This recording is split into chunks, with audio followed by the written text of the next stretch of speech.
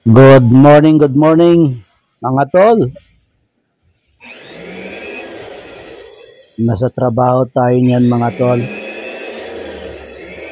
Magtatabas ako ng mga patrol shirt. Ang patrol shirt po mga tol ay uniforme po ng mga pulis. Yung blue t-shirt na nakita ninyo na suot-suot nila, isa ang aming kumpanya sa manufacturer sa ganyang mga polo shirt, ganyang mga uniforme. Maraming uniforme po na pinoprovide ang aming kumpanya. Isa na yan, patrol shirt, GOA, yung may stripe na uniforme, tapos yung kanilang pantalon, blue, GOA blue. Yan po yung tinatawag na GOA blue. Meron din pong buskot kung tawagin. Yung terno puro siya blue. Buskot po yun. Meron din po mga blue duck, Americana sa mga pulis.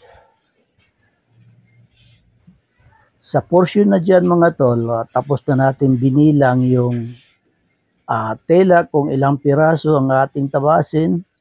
At pagkatapos, iyan na, nilalatag na natin at tabasin na natin. Yung cutting machine na gamit ko ay size 8 po yan na tawag dito American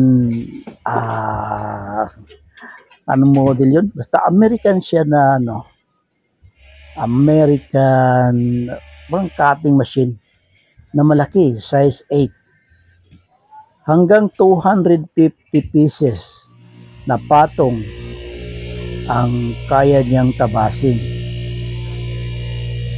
Malaking bagay po para sa akin pag gumamit na ako ng ganyang kalaking cutting machine dahil buntuhan. Marami po ang matabas, subalit hindi po madali dahil dadaan po sa proseso bago ako magtabas.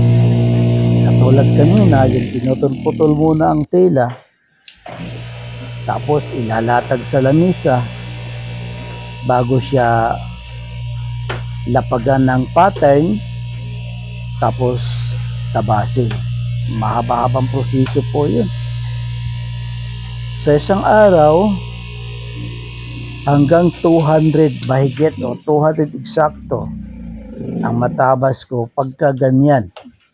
Subalit, hindi po araw-araw na ganyan karami ang tabasin. Dahil sa trabaho ko po ay marami po mga singit-singit during regular days. Halimbawa, Monday to Saturday, marami po mga individual na mga gawa kailangan tabasin. Kaya tuwing hapon hanggang gabi,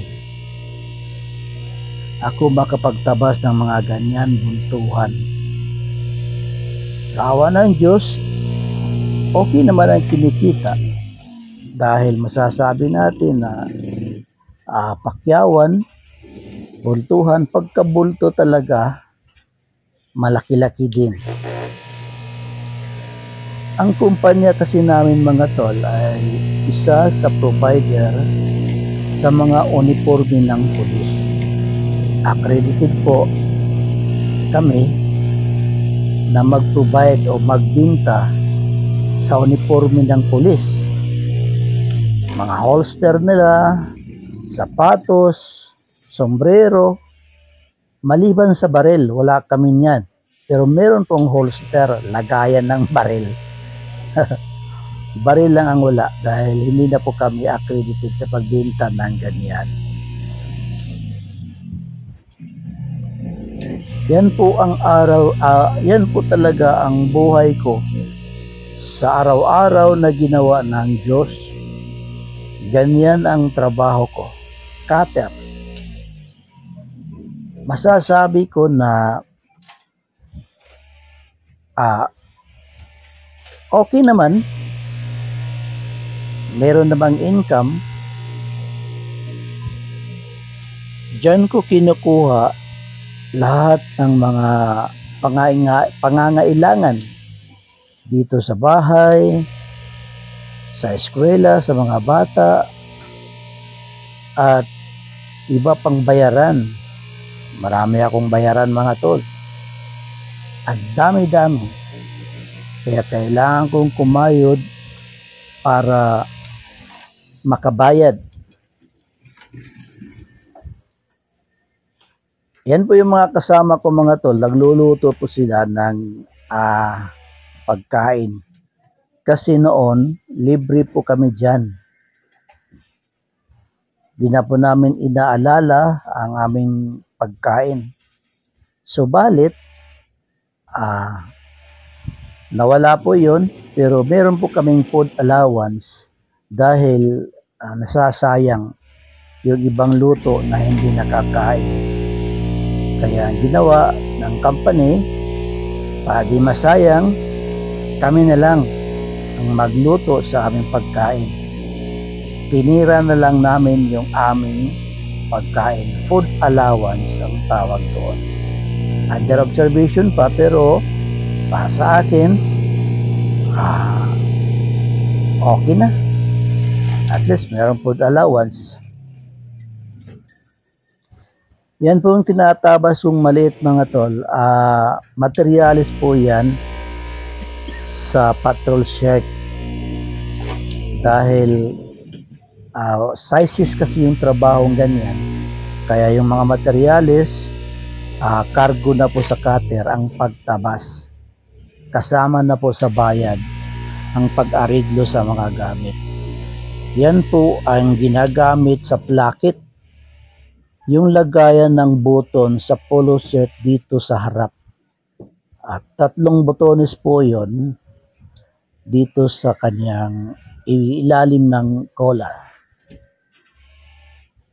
Yung portion naman mga tol na nilalatag ko, yan na po yung pares doon sa back part na ating tinabas kanina. Kung ilang piraso yung front part na yon, siyempre, yan din po kadami ang tabasin natin sa front part para pares po sila. Ayan na yung front part, nakatupi na, tabas na siya. Ayan. Then, pati yung kanyang mga materialis, tabas na. At ang kanyang pares, yan po nakalatag. Yan na po din ang ating babanatan. Yan naman kulay maroon na tinatapal ko sa ibabaw. Yan po rin ating pattern.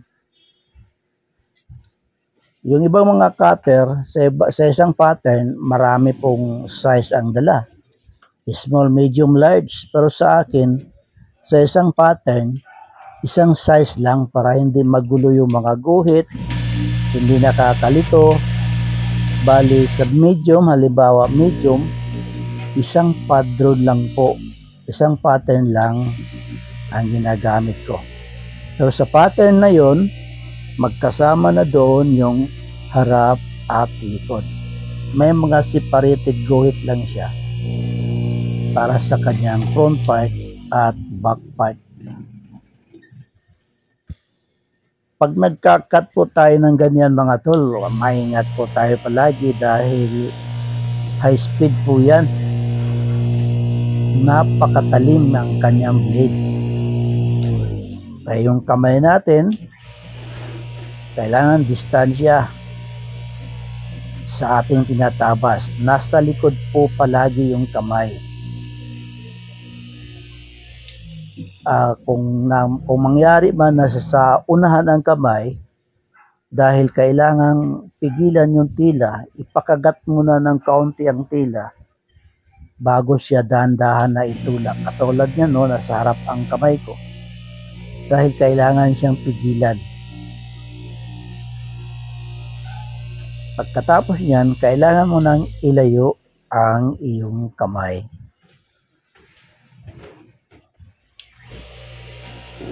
Thanks for watching mga tol. At kung ikaw ay hindi pa subscriber sa ating channel, please subscribe. para ma-update po kayo. Pakihit po ang notification bell para ma-update po kayo sa sunod nating mga upload. Next week siguro, makagawa na kami ng mga funny video. Balik natin yung funny video para matuwa at mas ma-entertain pa ang ating mga viewers. May pinaplano na ako, kaming pamilya, gagawa kami ng funny video. Kami-kami lang naman ang nagbablog at nagpa-participate ang aking asawa at ang ating mga anak para sa aming funny video. Thanks for watching mga tol. Sundan lang ang ating video at malapit nang matapos yung tinatabas natin.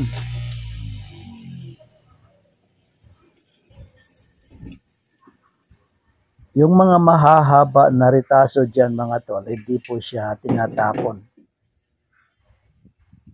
Nililigpit ko po para pantali. Yan na po yung ating mga natabas na.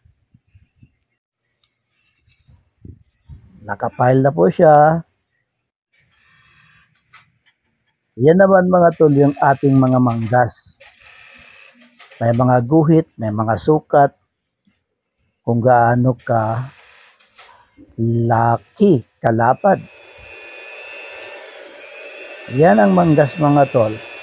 Kailangan natin siyang tabasin at maliliit na cutting machine na ang gamit natin dyan. Hindi na yung malaki. Dahil kayang-kaya na sa maliit na cutting machine. Yung malaking cutting machine kasi, kailangan makapal ang tabasin para hindi gagalaw-galaw ang tila. Pagka manipis, gumagalaw yung ilalim, hindi po siya pantay. Yan na po yung manggas natin. May ikis po yung front part at yung back part ay wala. Mapupunta po sa likod yung walang ikis. Thanks for watching mga tol!